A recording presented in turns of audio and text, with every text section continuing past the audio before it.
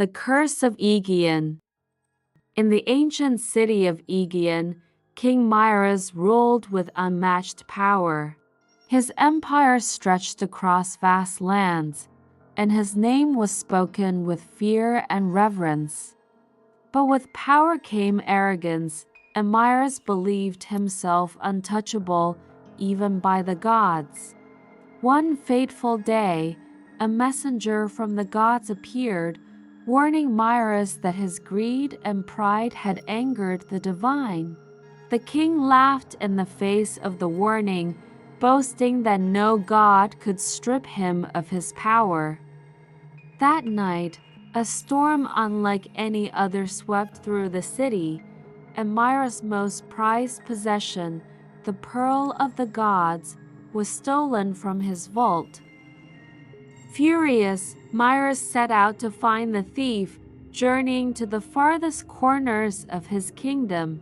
His quest led him to the underworld, where he stood before the goddess of the dead. She revealed the truth. The pearl had not been stolen, it had been taken by the gods themselves as a punishment for his hubris. Myras, desperate to save his kingdom, offered his life in exchange for the pearl's return. The goddess agreed, but not without a final lesson. Power without wisdom leads only to ruin, she said. The king's sacrifice saved his city, but he was lost to the underworld, remembered not for his conquests, but for his tragic fall. The people of Aegeon would tell the tale of Myras for generations, a cautionary story of pride, power, and the wrath of the gods.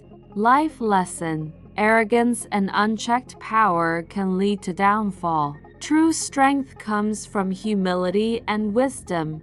English lesson: the word hubris is derived from ancient Greek, meaning excessive pride or self-confidence, often leading to a person's downfall. It is a common theme in Greek mythology and literature.